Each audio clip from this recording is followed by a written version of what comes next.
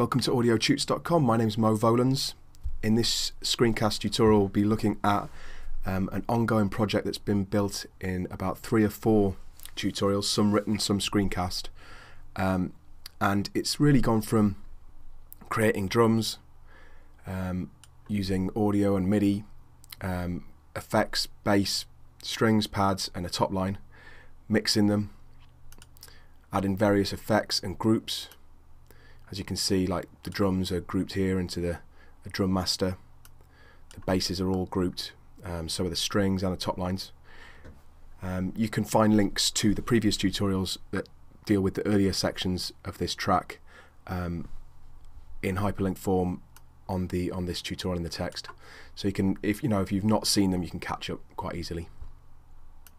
What we're going to be looking at today, going on from last time where we built a breakdown, we're going to be looking at how to sort of bridge the gap, reintroduce all the instruments, and try and create some sort of impact, and leading up to that, some sort of anticipation and a build.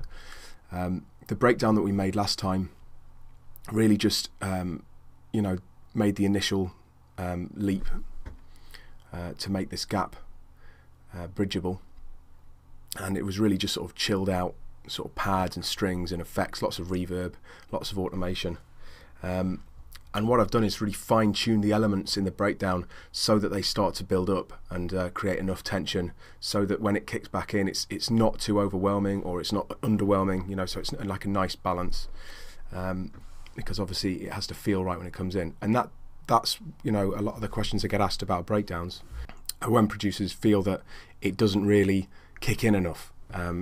And it's really just about balance. It's really about creating a build here and then making sure there's something on the other side to balance that out, or the other way around, that your levels, if they're low here, that it's not too high when it comes back in. So let's have a look at each element and what I've done to it, and then we can listen to the whole thing. So first of all, there was a loop that went all the way through the breakdown, and with reverb building up on it as it went. And you can see I've added some more automation. In fact, the reverb is on the drum master here. Also, the low frequencies are cut more and more as the breakdown goes on, and I've put some pan information on the loop. So let's have a listen to that by itself. This is actually still before the breakdown. We can hear the changes occur at this point here at bar 65.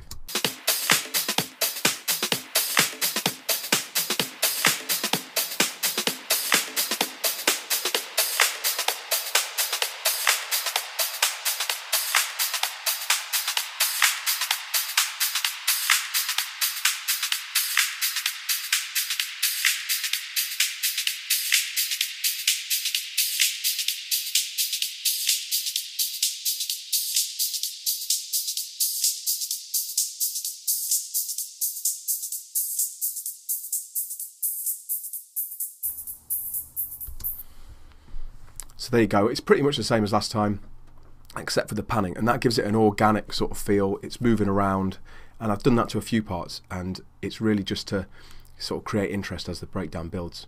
By the way, if you can hear a few clicks and pops, don't worry, it's just because I'm using an alternate audio driver so that you can hear everything happening at once. It's not actually in the track or the audio. So now let's take a look at the other parts. And many of them honestly remain unchanged. It's mainly a case of fine-tuning volumes and panning so that everything molds together. I think at the last stage things were a little quiet. But let's take a listen, in fact, to how it kicks in, and then we can look at how that's working. So we'll listen to the whole breakdown.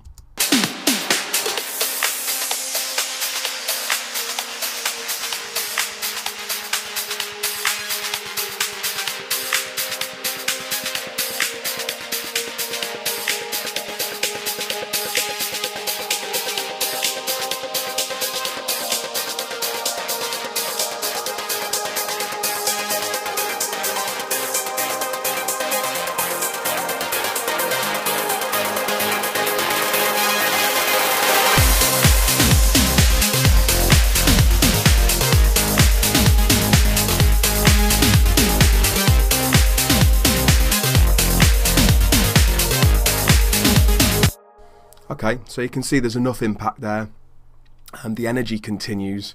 It's nice and energetic and lively at the end of the breakdown there, and it carries on nicely into the new section where the drums come back in.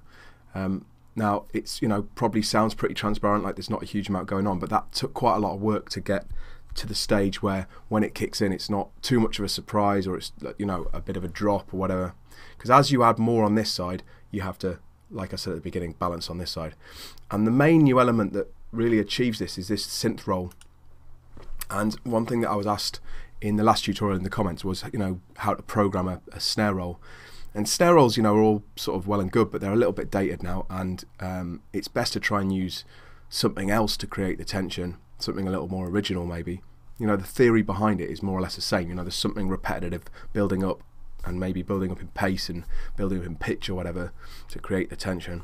In this case, I've used an ES2 synthesizer and actually programmed this synth sound myself from a preset and sort of tweak the preset. Let's have a listen to this in isolation, and I'll explain what's been done with it to create the sound you're hearing.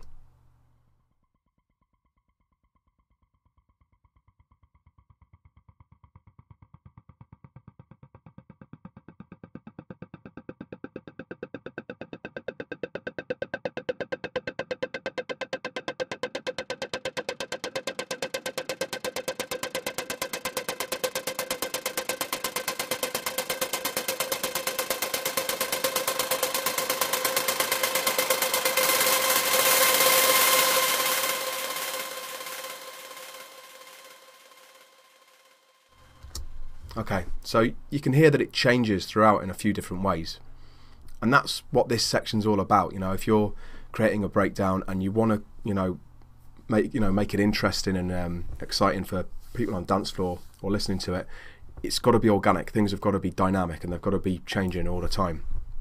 So let's take a little look at the automation on this, and you can see there's quite a lot going on there. Let's have a look at the pan, for instance. So it gently pans at the beginning, and the intensity builds over time. So the numbers get, you know, just a little bit larger as we go on. So they're a little bit harder to the left or right, and also the pace of the panning builds up towards the end, going back into the center at the very end, and it's at the center at the start, so it, you know, ends where it begins. And then we've got an effect send building up, and what that actually is this delay, and it's a stereo delay. And the reason I've added delay as the pattern moves on is to create more pace and more energy, and, you know, cross rhythms and cross textures. It adds almost new sequences, especially with strange timings. You can see that I've got it on, you know, straight timings, but I've also, you know, taken the groove off center. If it's at 50%, it's locked, you know, on that groove, and we get triplets and we get quarters if we push it on here. And I've filtered the bottom end right off up to about 120 Hertz. You can go higher than that if you like. And I've put quite a lot of feedback on, and cross feed, which basically means that the left feeds the right and the right feeds the left, so you get this, like, you know, further cross rhythm. And to emphasize this, you can see this is the pattern. It's a simple MIDI pattern. It's really just 16th notes. I mean, I'll just play a little bit of the... It's just a simple sort of synth percussion sound, really. You can hear that looking at the synthesizer. This is it here.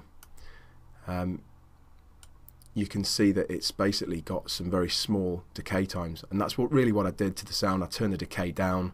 I messed with the filters a little bit. I think I added some drive and frequency modulation to make it a little rougher. I added a noise oscillator down here, and I mixed the oscillators so that I ended up with this sound. I also then moved on to the mod matrix, and don't worry too much if this is a little confusing, because there's going to be a tutorial on subtractive synthesis that I'm going to do, and it's going to look at all these things. But basically, to keep it reasonably short, I modulated the cutoff frequency and the envelope release with the velocity. So as the velocity moves up, you know, the filter opens up and the release opens up, so it becomes sort of more intense. I'll just play it on the keyboard, and you should be able to hear that. This is gently. As I hit a little harder, filter opens up, and harder again, you can hear some release. That combined with the panning and the delay effect moving upwards towards the end of the breakdown really make it a lot more intense. There's also the reverb, the big verb that we were using, which is our Space Designer. And we can see that these are both on returns. I've got it on low latency mode, just turn that off. You can see Space Designer and the stereo delay here, both on returns. So let's watch this moving up. You should see the synth roll channel here. These send values moving upwards as we go.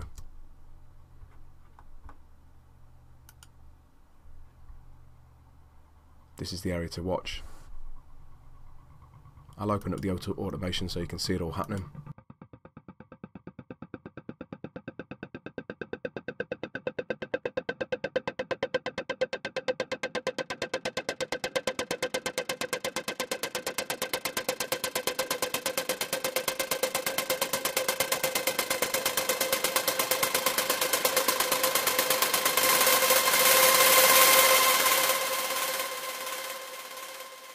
Now that crazy bit that you can hear at the end is basically just doubling up.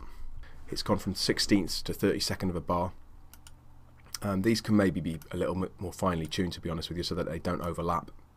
You know, I wasn't spending a huge amount of time on finesse here. It was really just to get the techniques across. But you know, obviously, if you were making a release record, you would a release quality record, you would edit those down a little bit more.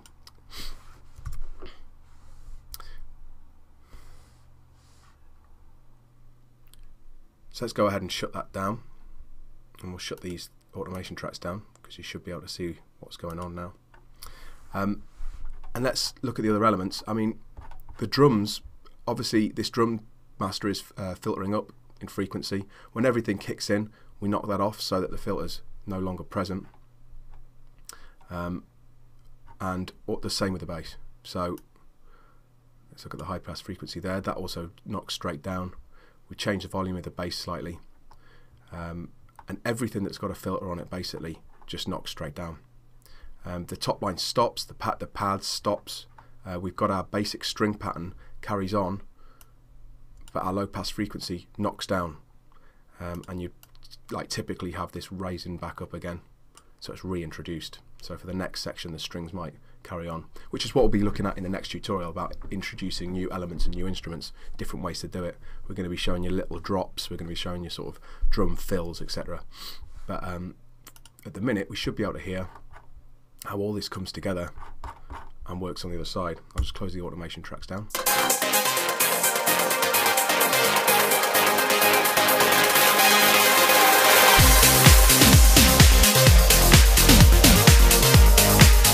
Now what I found was there's a pretty large tail, effects tail happening coming off this synth roll, and it added something really nice going on the other side of the breakdown, but without sort of any extra percussion, we seem to lose a bit of energy. So I programmed a simple closed hi-hat sequence, which is also 16th, so it matches the pace and rhythm of the effects tail that we have coming off that delay and off that roll, that synth roll that we've made. So I used a ultra beat drum synthesizer, and I used two sounds. Originally, in the end, it was only one sound. It was a simple closed hat. I altered the envelope a little bit so it was nice and short, and I just programmed it in 16ths. You can see two notes playing there, but actually there was only one by the end of it. I was going to layer two samples, and you can do that if it's not quite the sound you're after. Let's listen to it in isolation.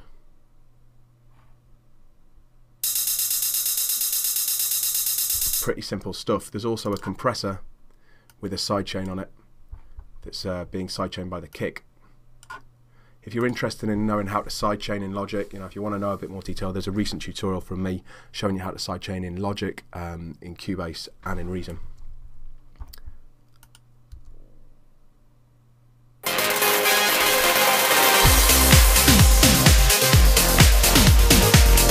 Now that's with it, and it really adds a lot of energy in the high end, If we mute it, you can hear that it perhaps drops a little bit.